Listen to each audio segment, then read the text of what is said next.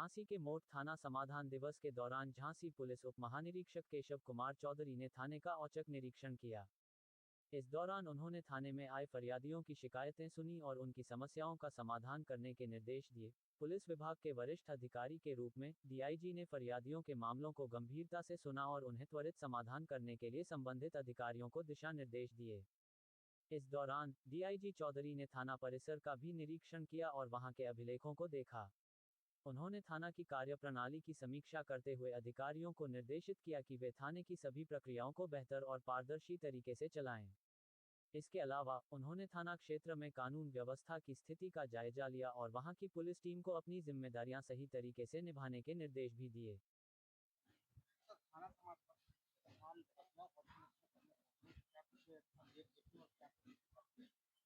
समाधान दिवस में आज मैं थाना मोट में आया हूँ। यहाँ पर कुछ एप्लीकेंट्स भी थे जिनका एप्लीकेशन मेरे सामने प्रस्तुत हुआ था। मैंने थानाध्यक्ष को और जो राजस्व अधिकारी यहाँ उपस्थित थे उनको निर्देशित किया है कि संयुक्त रूप से वो मौके का निरीक्षण करें, दस्तावेजों का परीक्षण करें और जो भी उचित और विधिक समाधान हो वो समाधान उस समस्या का करें। साथ ही रजिस्टर के अवलोकन के बाद भी मैंने ये निर्देश दिया है कि जिन प्रकरणों में समस्या का समाधान अभी नहीं हो पाया है और दोनों पक्षों में यदि कशीदगी बनी हुई हो या रंजिश बना हुआ हो, उसमें जो भी निरोधात्मक कार्रवाइयाँ होती हैं शांति व्यवस्था को बनाए रखने के लिए, उसको भी सुनिश्चित करें। साथ ही जिन विवादों में आंशिक समाधान हुआ है या जो विवाद न्यायालय में चल रहे हैं, उन प्रकरणों में भी एक नियमित अंतराल पर उसकी समीक्षा करते रहें और विवाद की जो गंभीरता है उसको देखें और अगर विवाद की स्थिति बनी हुई रहती है तो उसमें अगर जो पूर्व में निरोधात्मक कार्रवाइयाँ जो अवधि है वो अगर समाप्त हो गई हो तो फिर से उसको रिन्यूअल करें। बड़ी खबर शामली से आ रही है। जमीन को लेकर शामली में ताबड़तोड़ फायरिंग, 5 घायल, गोलीकांड व लाइव पिटाई का वीडियो हुआ वायरल। शामली में दो पक्षों के बीच जमीन को लेकर खूनी संघर्ष हो गया, जिसमें दोनों पक्षों के भी 5 लोग गंभीर रूप से घायल हो गए। घायलों में से 3 लोगों को गोली लगी है। गांव में गोली चलने की सूचना पर पुलिस में हड़कंप मच गया। बाद में सीओ व कोतवाली प्रभारी निरीक्षक ने पुलिस फोर्स के साथ में गांव पहुंचकर घटना की जानकारी हासिल की। बताया गया है कि दोनों पक्षों के बीच 2 दिन पूर्व भी यमुना किनारे पर झगड़ा हुआ था। अब इस घटना की लाइव झगड़े व गोलीकांड की वीडियो भी वायरल हो रही है। दरअसल आपको बता दें कि यह घटना जनपद शामली के कैराना कोतवाली क्षेत्र के गांव मंडावर की है।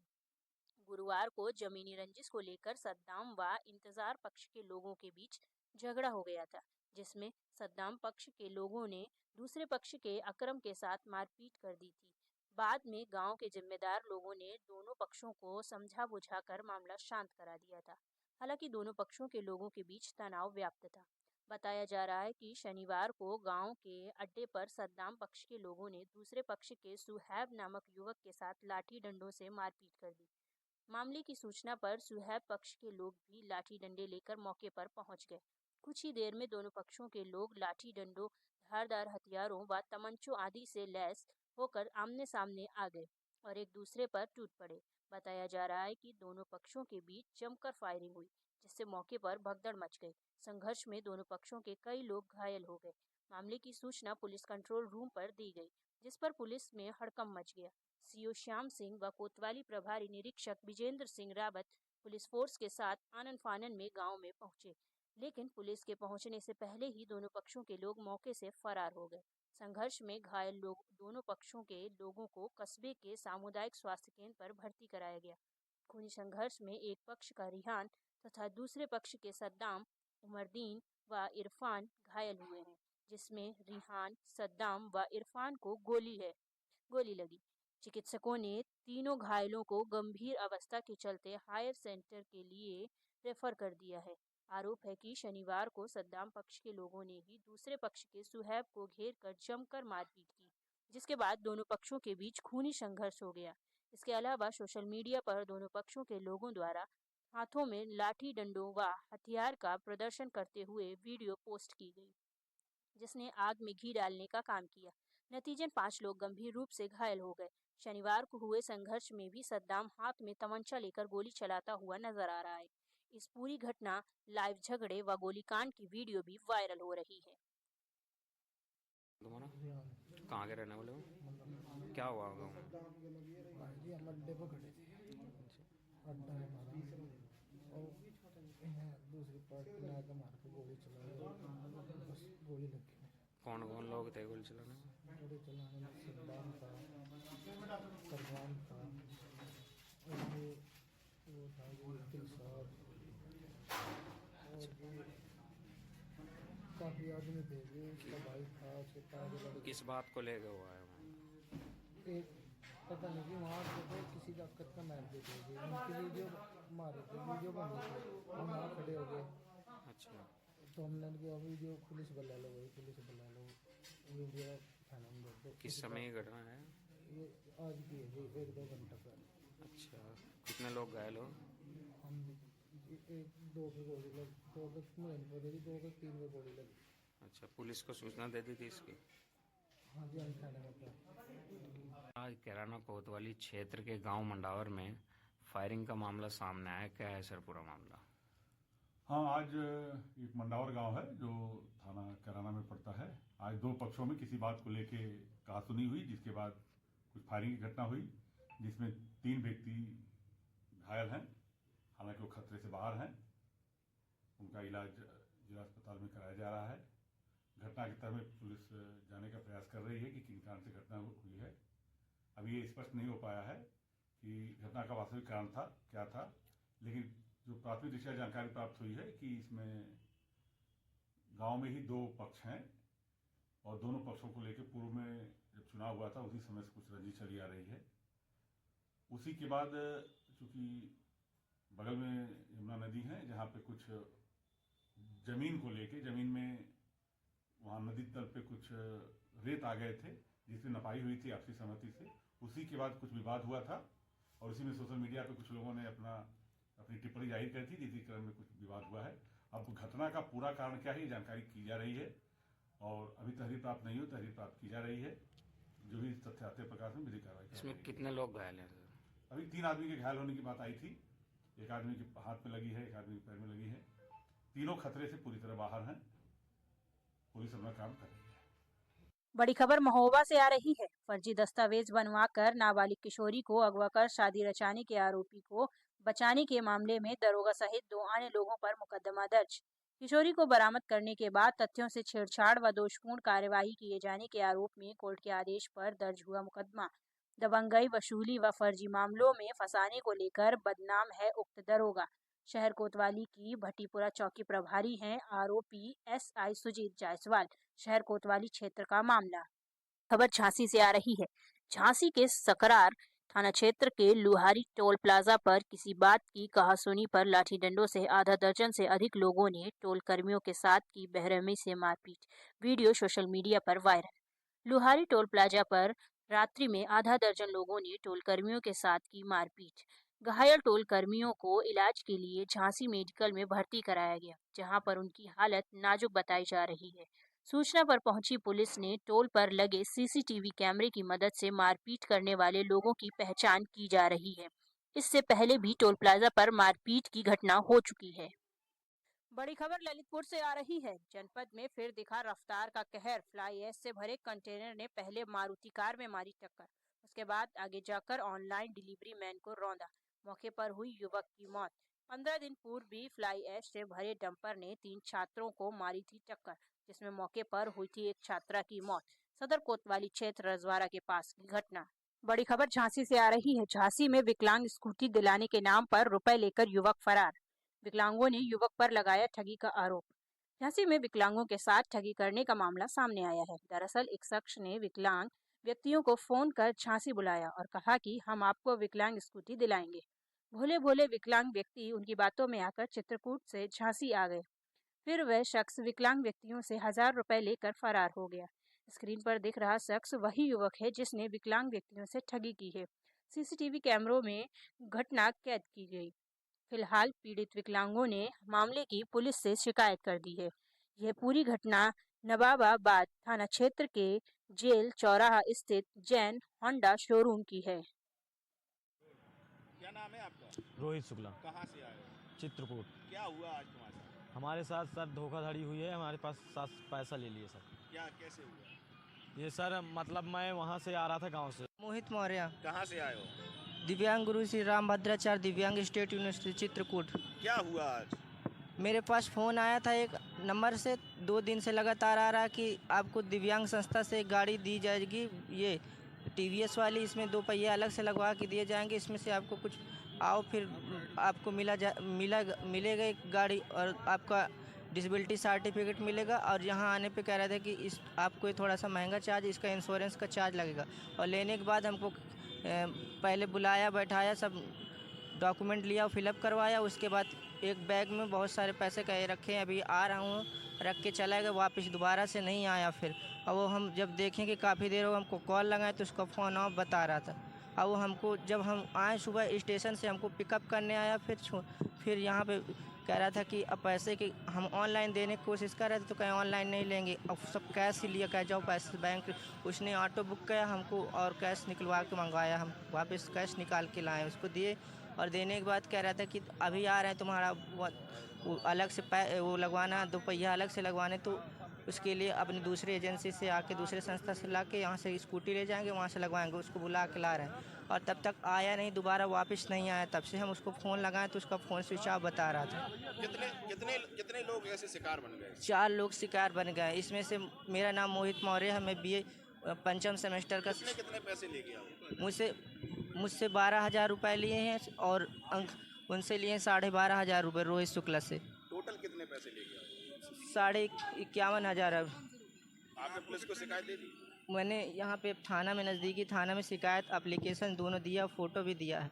आपको कौन से नोट दे गया वो? क्या सर? नोट कौन से दे गया आपको? नकली नोट, वो बच्चों मनोरंजन, भारतीय मनोरंजन वाले बैंक। कह रहा थी मेरा बैग रखा है, मुझे नहीं पता था कि इसमें क्या क्या, मेरे बहुत सारे पैसे रखे हैं, आपको यहाँ पे देखने रहना, यहाँ बैग ले कहाँ मैं घूमूंगा, ऐसे बोला था। और उसके बाद वो बैग वैसे उसमें रखा था और हम सोचे कि अभी नहीं है, उसका बैग भी रखा, कॉल लगा रहे हैं तो देखें तो उसमें सारी नकली नोटें मिली। अब आप क्या चाहते हैं? अब मैं चाहता हूँ कि उसके खिलाफ सख्त कार्रवाई हो और कोई दूसरा ऐसा शिकार उसका शिकार ना हो पाए। खबर महाराजगंज से आ रही है। महाराजगंज पुलिस ने मुठभेड़ के बाद अंतर जनपदीय वाहन लिफ्टर एवं 25,000 के इनामी को पुलिस ने किया गिरफ्तार। महाराजगंज जनपद के कोठीभार थाना क्षेत्र की पुलिस स्वाट एवं SOG की टीम ने वाहन चोरी के मामले में वांटेड आरोपी जितेंद्र साहनी को मुठभेड़ के बाद गिरफ्तार कर लिया है। दरअसल पुलिस को मुखबिर से सूचना मिली थी कि आरोपी ने शनिवार रात गोरखपुर के गुलरिया इलाके से एक बाइक चोरी की है और वह चोरी की बाइक लेकर चिवटाहा से होते हुए हेवती की तरफ नेपाल भागने की फिराक में है। पुलिस ने सक्रियता दिखाते हुए घेराबंदी की और कुछ देर बाद एक बाइक आती दिखाई दी। पुलिस ने रुकने का इशारा किया लेकिन आरोपी ने फायरिंग शुरू कर दी। जवाबी कार्रवाई में पुलिस ने भी गोली चलाई, जिसमें एक गोली आरोपी के पैर में लग गई, जिसके बाद पुलिसकर्मियों ने उसको दबोच लिया। तलाशी के दौरान उसके पास से चोरी की बाइक एवं अवैध तमंचा बरामद हुआ। घायल आरोपी को इलाज जिला अस्पताल में चल रहा है। जानकारी के मुताबिक पिछले साल सितंबर 2024 में ठूठीबारी पुलिस ने जितेंद्र साहनी को 5 चोरी की बाइकों के साथ गिरफ्तार किया था। जेल से छूटने के बाद वह फिर सक्रिय हो गया और चोरी की घटनाओं को अंजाम देने लगा। अपर पुलिस अधीक्षक आतिश सिंह ने बताया कि मुठभेड़ में गिरफ्तार किया गया अभियुक्त के ऊपर 16 से ज्यादा मुकदमे दर्ज हैं और यह गोरखपुर, कुशीनगर, महाराजगंज से गाड़ियां चोरी कर नेपाल बेचा करता था। ये जनपद महाराजगंज में पुलिस अधीक्षक महोदय द्वारा अपराध व अपराधियों के विरुद्ध लगातार अभियान चलाया जा रहा था। इसी क्रम में कल दिनांक 12 जनवरी 2025 की देर रात्रि में मुखबिर की सूचना पर कोठीभार पुलिस स्वाट व SOG की टीम द्वारा पुलिस मुठभेड़ में एक अंतर जनपदीय वाहन चोर व 25,000 के इनामी जितेंद्र साहनी को गिरफ्तार किया गया है। इसके पास से जो इसने गोरखपुर में वाहन चोरी की थी वह वाहन, इसके अलावा 315 बोर का तमंचा, जिंदा व खोखा कारतूस व कुछ नकदी भी बरामद हुई है। इसके विरुद्ध 16 से अधिक मुकदमे दर्ज हैं तथा इसने न केवल महाराजगंज बल्कि गोरखपुर व कुशीनगर में भी वाहन चोरियां की थी और ये वाहनों को चोरी करने के बाद नेपाल में बेचने का काम करता था। इसे इलाज के लिए अभी जिला अस्पताल भेजा गया है तथा इसके अन्य साथियों के बारे में भी जानकारी की जा रही है। अगली खबर मैनपुरी से आ रही है। संदिग्ध परिस्थितियों में कपड़ा व्यवसायी की मौत। मृतक के बड़े पुत्र ने छोटे पुत्र और उसकी पत्नी पर लगाया हत्या का आरोप। जमीनी विवाद को लेकर भाइयों में मैं होता था। बड़े भाई का आरोप, पिता की मारपीट कर की हत्या। सूचना पर पहुंची पुलिस ने शव का कराया पोस्टमार्टम। मृतक के बड़े बेटे की तहरीर के आधार पर पुलिस मामले की जांच पड़ताल में जुटी। बेवर थाना क्षेत्र की नवीगंज चौकी क्षेत्र के कस्बे से जुड़ी। श्याम गुप्ता। कहाँ के रहने वाले हो? नवीगंज। क्या घटना हुई है? थाने पे आए हैं, क्या मामला है? मामला ये है सर, शाम को मेरे भाई ने और बहू ने मिलके मेरे पिताजी को जान से मार डाला। मतलब क्या वजह थी? वो दारू पीता था बहुत, भाई मेरा, और संपत्ति के चक्कर में उसने पिताजी को मार डाला। अच्छा, क्या काम करते थे? पिताजी कुछ नहीं, कपड़े दुकान है, और उसने पहले विरासत करा ली जमीन की, और खेत भिजवा कर पैसा अपने खाते में करवा लिया, उसके बाद उनको मार डाला। ये कब की घटना है? कल शाम को मतलब 8:30 बजे। किस तरह से वार किया गया? मतलब क्या है? हाथ पैरों से मारा उसने। हाथों पैरों में, तो उनकी मौत हो गई? जी। मैं बेवर में हॉस्पिटल में लेके आया, उसके बाद डॉक्टर साहब ने मना कर दिया। आपके कौन लगते थे? मेरे फादर, पिताजी थे। मतलब क्या कहना चाहेंगे अब आप? ये कहना चाहते हैं कर रही कार्रवाई हो, जो मुलजिम है जी, उन्हें कार्रवाई की जाए। थाने में तहरीर दी आपने? जी। कार्रवाई को लेकर पुलिस ने क्या आश्वासन दिया? कार्रवाई हो रही है। खबर लखीमपुर खीरी से आ रही है। पर्यावरण संरक्षण कार्यक्रम में पहुंचे वित्त मंत्री सुरेश खन्ना। उत्तर प्रदेश के मुख्यमंत्री सुरेश खन्ना आज लखीमपुर के पलिया तहसील के एक निजी स्कूल में पर्यावरण संरक्षण के कार्यक्रम में पहुंचे थे। लगातार आबो हवा बिगड़ने के चलते इस तरीके के प्रोग्राम चलाए जाएंगे। पर्यावरण संतुलित करने के लिए साइकिल भी वितरित की गई, वहीं बच्चियों को टैबलेट का वितरण किया गया। वित्त मंत्री ने बताया, पर्यावरण के लिए सबको बताना, जागरूक करना कि हम लोग किसी न किसी तरीके से वन्य जीव को नुकसान पहुंचा रहे हैं। इसको रोकने के लिए आज कार्यशाला का आयोजन किया गया है। इसके माध्यम से जागरूक नागरिकों को हमारे वैरियर रोक सकते हैं। जितना ज्यादा वृक्षारोपण को बढ़ावा मिलेगा, उतना ही ज्यादा वृक्षारोपण को सुरक्षित रखा जा सकता है। यह प्रोग्राम हुआ दुधवा में।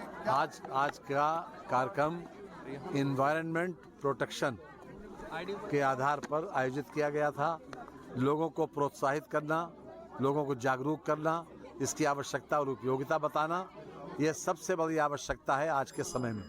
एयर क्वालिटी इंडेक्स बढ़ रहा है, हमारी रोज़मर्रा की ज़रूरतों के आधार के ऊपर हम किसी न किसी रूप में इन वन्य जीवों का या किसी तरीके से इनको नुकसान भी पहुंचा रहे हैं। उसको रोकने की आवश्यकता है, और उसको रोक सकते हैं हमारे जागरूक नागरिक, जो हमारे वॉरियर्स हैं, वो रोक सकते हैं। ये जागरूकता का प्रोग्राम भी है, लोगों को फैसिलिटेट भी करना है, और ख़ास तौर से उनको इंसेंटिवाइज भी करना है, ताकि वो इन्वायरमेंट प्रोटेक्शन में पूरी रुचि के साथ इस कार्यक्रम को आगे बढ़ा सकें। और सबसे बड़ी आवश्यकता इस बात की है कि वृक्षारोपण को बढ़ावा देना है। जितना ज़्यादा वृक्षारोपण को बढ़ावा देंगे, उतना ज़्यादा पर्यावरण को संतुलित रखने के लिए सफल हो सकेंगे। धन्यवाद। दुधवा के बायरर को आज वितरण किया था, साइकिल वितरण की है। जी हाँ। कितनी साइकिल से वितरण की गई है? करीब 30 साइकिल है। 30 साइकिल हैं CSR के माध्यम से। आने वाले समय टैबलेट वगैरह भी किए? जी हाँ, टैबलेट भी दिए, 5 लोगों को टैबलेट भी दिए बच्चों को। सर एक स्कूल में समस्या है।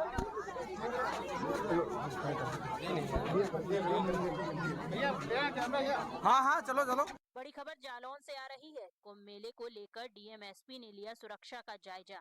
उरई शहर में रेलवे स्टेशन, बस स्टैंड पर चलाया गया सघन चेकिंग अभियान। संदिग्धों से पूछताछ कर की गई चेकिंग। होटलों, ढाबों, घनी बस्तियों में संदिग्धों पर नजर रखने के लिए दिए गए निर्देश। श्रद्धालुओं के ठहरने के लिए होटलों, ढाबों का किराया किया गया निर्धारित। मेले में जाने वाले श्रद्धालुओं के लिए बनाई गई हेल्प डेस्क। फ्लैग मार्च कर जनता को कराया सुरक्षा का एहसास। जालौन के जिला मुख्यालय उरई में चलाया गया अभियान। अब तक इतिहास का सबसे बड़ा महाकुंभ प्रारंभ हो चुका है, जिसमें पहला स्नान 13 और 14 जनवरी को होना है।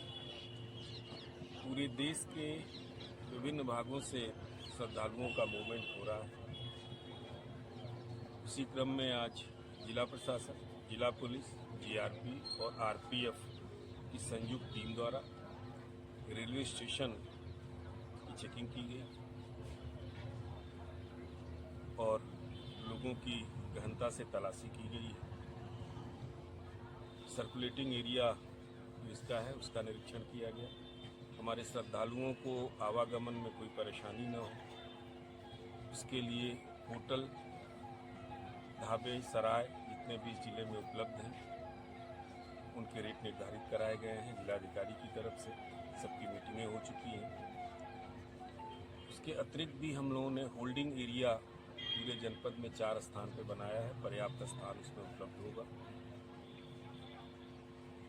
शहर के होटल ढाबों में इसके अलावा जो घनी बस्तियां हैं, जो संदिग्ध स्थान हैं, उन स्थानों पर LIU, जिला पुलिस एवं जिला प्रशासन के अधिकारी और कर्मचारी मिलकर हम चेकिंग कर रहे हैं। सबके विषय में आंकड़े इकट्ठा कर रहे हैं, हम अपने इंटेलिजेंस इकट्ठा कर रहे हैं और जो सभी स्टेक होल्डर हैं जनपद में, उनसे आपस में हम इंटेलिजेंस की शेयरिंग भी कर रहे हैं। जिला प्रशासन, जिला पुलिस, GRP, रेलवे प्रशासन, ये सभी कटिबद्ध हैं कि हम अपने श्रद्धालुओं को सुरक्षित, आरामदायक, बेहतर व्यवस्था इनको दे सकें। इसी क्रम में आज हमने और जिलाधिकारी ने क्षेत्राधिकारी सिटी मजिस्ट्रेट के साथ यहाँ भ्रमण कर चेकिंग अभियान किया है, लोगों में आत्मविश्वास का भाव जगाया। वाराणसी से आ रही है। वाराणसी पार्वती वेलफेयर सोसाइटी के तत्वाधान में उत्तर प्रदेश फुटबॉल संघ से संबद्ध Uttar Pradesh football premiere league 2024-25 दिनांक 19 जनवरी से 26 जनवरी 2025 तक doctor Sampurnanand sport complex Sigra stadium Varanasi में खेली जानी है। के लिए आज होटल मेराडोन ग्रेट में सभी 6 टीमों के लिए संपूर्ण उत्तर प्रदेश के सभी मंडलों से चयनित खिलाड़ियों की नीलामी का कार्य सौहार्दपूर्ण खुशनुमा माहौल से संपन्न होगा। सभी 6 फ्रेंचाइजी राष्ट्रीय एवं अंतर्राष्ट्रीय के साथ साथ नवीन एवं उदीयमान खिलाड़ियों को अपनी टीम में लेने के लिए बढ़ कर बोली लगाई गई। 6 फ्रेंचाइजी टीमें वाराणसी टाइगर देखेंगे कि श्री शमशिराज तथा श्री अवधेश पटेल, रामनगरी श्री रविंद्र यादव एवं श्री नसीम हाशमी, एशप्रा गोरखपुर प्रवीण सिसोदिया एवं रावत, मथुरा भैरव दत्त एवं मनमीत सिंह, विक्टर लखनऊ 11, मुरली मनोहर जायसवाल एवं सफारी अहमद तथा कुंभ नगरी प्रयागराज सत्येंद्र सिंह एवं अमित कुमार विश्वकर्मा है। वाराणसी में 9 जनवरी को हुआ फाइनल चयन परीक्षण के पश्चात लगभग 150 खिलाड़ियों में से नीलामी के माध्यम से टीमों में खेलने का अवसर सुनिश्चित हो जाएगा। टीमों के लिए खिलाड़ियों की नीलामी बोली से पूर्व श्रीमती सोनल मोदी जी, राष्ट्रीय कार्यकारिणी अध्यक्ष को अंकित ने, श्री अतुल सरफार जी मुख्य अतिथि गोरखपुर, एशप्रा को महेंद्र गुप्ता जी ने, श्री हरिकेश गुप्ता जी को अरुण पांडे, वाराणसी कोऑर्डिनेटर ने शैलेश शर्मा, पूर्वांचल अध्यक्ष पार्वती वेलफेयर सोसाइटी को बैच लगा के स्वागत किया तथा इन्होंने दीप प्रज्वलन किया। विक्टर ट्रेंड्स लखनऊ ने रुस्तम पटेल डिफेंडर बनारस को 38,000 रुपए में, एशप्रा गोरखपुर ने राशिद अहमद बनारस को 36,000 रुपए में, एशप्रा ने ही आदित्य यादव मेरठ को 27,000 में तथा कुंभ नगरी प्रयागराज ने आयुष सिंह बनारस को 21,000 रुपए में, रामनगरी स्वीकृति अविश श्रीवास्तव बनारस को 19,000 में ऊंची बोली लगाकर अपनी अपनी टीम के पक्ष में किया। जी, मैं महेंद्र गुप्ता, राष्ट्रीय सचिव पार्वती वेलफेयर सोसाइटी और हमारी प्रेसिडेंट श्रीमती सोनल मोदी जी, साथ ही संरक्षक और हमारे इस संस्था के राष्ट्रीय श्री अतुल सर्राफ जी। ये आयोजन एक भारत का सबसे ऐतिहासिक आयोजन है फुटबॉल के क्षेत्र में। आपको मैं बता दूं, आज तक पूरे भारत में इस तरीके से आयोजन नहीं हुआ किसी प्रदेश में IPL की तर्ज पे। IPL का नाम हमने इसलिए दिया है कि IPL काफ़ी क्रेज़ अपने भारत में है, तो पब्लिक कम से कम आकर्षित हो। हमारा IPL बस तर्ज है, लेकिन हमारा प्रयास है कि फुटबॉल खिलाड़ियों को आर्थिक मदद करना। तो हमारे जो आर्थिक मदद होंगी, इसी के एक रास्ते, इसी के कॉन्सेप्ट से हो रहे हैं। और सबसे बड़ी बात है कि इस आयोजन में मैं 4 स्कॉलरशिप दूंगा। जो सबसे बेस्ट खिलाड़ी होगा इस टूर्नामेंट का, उसको 1 साल का स्कॉलरशिप दिया जाएगा और अगर वो इंटरनेशनल खेलता है तो उसका रिन्यूअल किया जाएगा।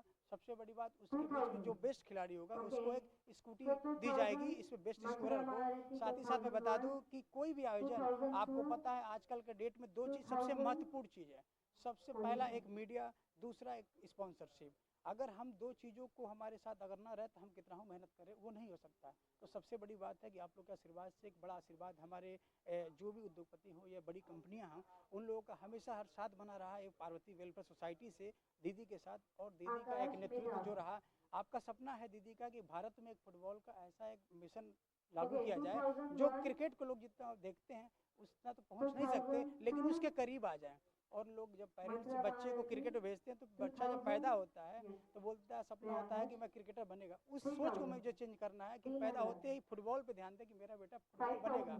और ध्यान कब केंद्रित होगा, जब IPL की तरफ से मैं आर्थिक की मदद की एक स्रोत पैदा करूंगा, तब होगा। अगर इंडिया नहीं खेल पाता खिलाड़ी तो कम से कम पेरेंट्स से सोचेंगे क्रिकेट की तरीके से, चलो इंडिया नहीं खेला तो IPL फुटबॉल में मेरा बेटा वो बेकार नहीं गया। उस मेन कॉन्सेप्ट हमारा इस रीजन पे चल रहा है कि उद्देश्य की फुटबॉल को डेवलप करने टोटल इसमें 6 टीमें हैं। उत्तर प्रदेश से पूरे चयनित किए गए बच्चे 150 फाइनल राउंड के लिए, जो कि 9 जनवरी को सिगरा स्टेडियम में इसका फाइनल ट्रायल हुआ। उसमें से टोटल 119 बच्चों का चयन किया गया है।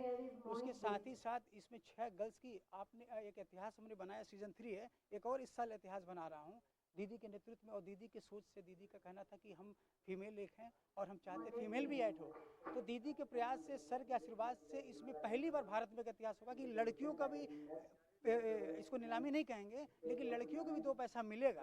उनको इस तरीके से नहीं मिलेगा, लेकिन पेपर में आउट किया जाएगा, क्या क्या प्राइज उनको दिया गया। ये सबसे बड़ी एक ऐतिहासिक चीज़ होगी। तो हमारे कहने का आपका ये है कि 3 टीमें गर्ल्स का और 6 टीमें बॉयज़ की इस टूर्नामेंट होगी। 19 से लेके 26 तक इसके सिगरा स्टेडियम होंगे। आपने देखा ये ऑक्शन भी लाइव चल रहा है, और इसके अलावा वो लाइव टूर्नामेंट चलेंगे यूट्यूब फैन कोड पे भी। हमारा प्रयास है कि लाइव चैनल भी चलाए। हमारा जहाँ तक प्रयास है पूरा कि फुटबॉल को डेवलप किया जाए।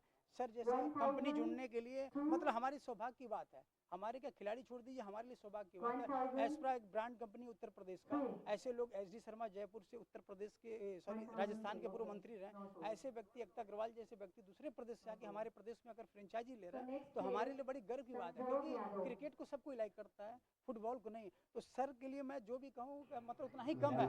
इस संस्था का काफ़ी स्पोर्ट्स में जितना बड़ा काम किया ना, एस्प्रा का बहुत बड़ा योगदान है। आज गोरखपुर से यहाँ चल गया ना, एक बहुत बड़ी बात है, जिसके लिए हम पूरे खिलाड़ियों और बनारस वासियों की तरफ से सर का बहुत बहुत धन्यवाद करते हैं। क्योंकि आप जैसे सर हमारे साथ अगर रहेंगे तो मुझे वो मिशन हासिल करने में बहुत देरी नहीं लगेगी। बच्चों के लिए क्या कहेंगे जो ट्रायल में सफल नहीं हो पाए? इसका भी मैं एक जवाब रखा हूँ, क्योंकि हम लोग दोनों तरफ चलते हैं, किसी को खुश मतलब नाराज़ नहीं करना चाहते हैं। तो हमारे इसमें सिलेक्शन 96 बच्चों का सिलेक्शन पहले से आपने देखा होगा मीडिया में चल रहा था, लेकिन बच्चों का उत्साह, पेरेंट्स का फ़ोन, कई मंत्रियों का हर तरह से पैरवी आया। लेकिन मैंने बोला कि मैं एक अपना पैरवी भी नहीं लगाऊंगा, क्योंकि मैं जिस उद्देश्य से निकला हूँ, आप लोगों का जब पैसा लग रहा है तो सही दिशा में जाना चाहिए, अच्छे खिलाड़ी में जाना चाहिए। तो हमने 96 से बढ़ा के 119 का लिस्ट किया, क्योंकि यहाँ पे किस्मत की बात आ गई। यहाँ तो फ्रेंचाइजी बोली लगाएगी, तो हमने अपनी रिस्क छोड़ दिया कि मैंने 119 को यहाँ शामिल कर दिया। और जो फ्रेंचाइजी 96 खिलाड़ी को सिलेक्ट करेगी, हम भी बच गए, और जिसका किस्मत रहेगा वो फ्रेंचाइजी अपना उसको लेके जाएगी। तो सबसे महत्वपूर्ण है कि हमने पब्लिकली छोड़ दिया। आपने पहली बार देखा होगा फुटबॉल के क्षेत्र में कोई लाइव नहीं, ये लाइव चल रहा ऑक्शन, ताकि जो भी बैठ के देख रहे हैं उनको फेयर सिलेक्शन दिखे, कोई उंगली ना उठा सके कि ये गलत हो रहा है। बड़ी खबर औरैया से आ रही है। पुलिस मुठभेड़ में 25,000 का इनामिया बदमाश घायल। औरैया पुलिस व SOG टीम के द्वारा की जा रही संदिग्ध वाहनों की चेकिंग के दौरान 25,000 के इनामिया अभियुक्त से हुई मुठभेड़। इटावा की तरफ से आ रही बिना नंबर की मोटरसाइकिल को रोकने पर मोटरसाइकिल सवार अभियुक्तों ने पुलिस टीम के ऊपर फायर कर दिया। पुलिस टीम के द्वारा भी आत्मरक्षार्थ गोली चलाई गई। अभियुक्त के पैर में गोली लगने से अभियुक्त घायल हो गया। पुलिस ने घायल अभियुक्त को गिरफ्तार कर लिया, तो वहीं उसका एक साथी अंधेरे का फायदा उठाकर फरार हो गया। घायल अभियुक्त ने अपना नाम राजदीप राजावत बताया। अभियुक्त पर कई आपराधिक मुकदमे दर्ज हैं। पुलिस अधीक्षक अभिजीत R शंकर ने बताया, घायल अभियुक्त 2 मामले में चलवांछित चल रहा था। पकड़े गए अभियुक्त पर 25,000 का इनाम घोषित था। पुलिस फरार साथी की तलाश कर रही है। पुलिस ने घायल अभियुक्त को गिरफ्तार कर इलाज के लिए जिला अस्पताल भेजा और आवश्यक विविध कार्रवाई में जुटी। औरैया सादर कोतवाली क्षेत्र के साई मंदिर के पास पुलिस व SOG टीम के साथ अभियुक्त की हुई मुठभेड़। आज रात्रि लगभग 12:30 बजे के आसपास थाना क्षेत्र कोतवाली के साई मंदिर इलाका में पुलिस टीम द्वारा संदिग्ध वाहन और व्यक्तियों को चेकिंग किया जा रहा था, जब इटावा के तरफ से उल्टी रास्ता में बिना नंबर प्लेट के एक मोटरसाइकिल टीम की तरफ आया। टीम द्वारा उनको रोकने के लिए इशारा किया गया है, परंतु वो लोग नहीं माना और तेजी से गाड़ी चलाकर पुलिस टीम के ऊपर फायर भी किया। फायर करने के बाद तेजी से वो अपना गाड़ी मोड़ के नहर पटरी के ऊपर ले लिया गया, जहां पर लगी स्पीड बम के ऊपर गाड़ी फिसलने से दोनों लोग नीचे गिर गया। नीचे गिरने के बाद दोनों अभियुक्त फिर से पुलिस पार्टी के ऊपर फायर किया। अपना जान बचाने के लिए सीखे हुए तरीके से पुलिस वाला जवाबी फायर किया। जवाबी फायर में एक अभियुक्त राजदीप पुत्र विक्रम सिंह निवासी थाना कोतवाली जनपद औरैया को दाहिने पैर में गोली लगी है। घायल अभियुक्त को तुरंत ही सरकारी अस्पताल इलाज हेतु भेजा गया है, जहां पर उनका स्थिति सामान्य बताया गया है। उनका साथी मौके से फरार हो गया है। उनका तलाश के लिए पुलिस टीम लगी है। गिरफ्तार किया गया अभियुक्त राजदीप के ऊपर पहले से गैंगस्टर सहित 17 मुकदमा पंजीकृत है और 2 मुकदमे में वो जनपद औरैया से वांछित भी था। इनके ऊपर पहले से 25,000 का इनाम भी घोषित है। प्रस्तुत घटना में सुसंगत धाराओं में मुकदमा पंजीकृत कर अभिषेक विधि कार्रवाई किया जा रहा है। मौके पर शांति है। बड़ी खबर इटावा से आ रही है। Sant Vivekanand senior secondary public school में विश्व प्रसिद्ध भारत के महान आध्यात्मिक गुरु स्वामी विवेकानंद की मनाई गई जयंती। प्रधानाचार्य निदेशक डॉक्टर आनंद के साथ ही समस्त शिक्षक, स्टाफ एवं हॉस्टल के छात्रों ने पुष्प अर्पित कर स्वामी विवेकानंद के द्वारा किए गए महान कार्यों को किया याद। स्वामी विवेकानंद जी का जन्म आज के ही दिन 12 जनवरी सन 1863 को कलकत्ता में हुआ था। उनकी जयंती को भारत में राष्ट्रीय युवा दिवस के रूप में मनाया जाता है। इस मौके पर प्रधानाचार्य निदेशक डॉक्टर आनंद ने छात्रों से चर्चा करते हुए कहा कि स्वामी विवेकानंद के बचपन का नाम नरेंद्र नाथ दत्त था। उन्होंने पढ़ाई लिखाई के साथ अध्यात्म में भी उच्च दीक्षा हासिल की और भारतीय संस्कृति के परचम को वैश्व पटल पर लाने का काम किया। उन्होंने साल 1893 में शिकागो, अमेरिका में आयोजित हुई विश्व धर्म संसद में दमदार भाषण दिया था, जिसके बाद उन्हें पूरी दुनिया जानने लगी थी। रामकृष्ण परमहंस से प्रभावित होकर मात्र 25 वर्ष की आयु में उन्होंने सब कुछ त्याग दिया और सन्यासी बन गए। स्वामी विवेकानंद ने हमेशा युवाओं को प्रेरित किया, उन्हें अपने सपनों को पूरा करने के लिए जागरूक किया। उनका योगदान न केवल भारत बल्कि पूरी दुनिया के लिए अमूल्य है। उन्होंने युवाओं को अपनी ऊर्जा का सही दिशा में उपयोग करने की प्रेरणा दी। प्रधानाचार्य डॉक्टर आनंद ने बच्चों से स्वामी विवेकानंद जी के द्वारा दिया गया विश्व प्रसिद्ध कथन उठो, जागो और तब तक मत रुको जब तक लक्ष्य प्राप्त न कर लो को अपने जीवन में उतारने का आह्वान करने का निवेदन किया। इस मौके पर संस्था के वरिष्ठ शिक्षक पुष्पेंद्र सिंह सेंगर, नवेंदु त्रिपाठी, JS गुप्ता, अभिषेक वार्णे, भगत सिंह, पवन मिश्रा, सतीश चौधरी, मोहम्मद फारिक, महेंद्र सिंह आदि मौजूद रहे। अगली खबर जालौन से आ रही है। जालौन धूमधाम से निकली 108 कुंडीय राष्ट्र जागरण महायज्ञ की भव्य शोभा यात्रा। शांति कुंज हरिद्वार के निर्देशन में गायत्री शक्तिपीठ उरई से यज्ञ स्थल GIC मैदान तक गायत्री परिवार की सैकड़ों महिलाओं का एक विशाल जनसमूह अनुशासित रूप से पहुंचा। देव संस्कृति विश्वविद्यालय शांति कुंज हरिद्वार के प्रति कुलपति डॉक्टर चिन्मय पंड्या कल 13 जनवरी को सुबह 10 बजे से करेंगे उद्बोधन। सुधीर पाठक, नेशन 24 न्यूज, ब्यूरो, जालौन।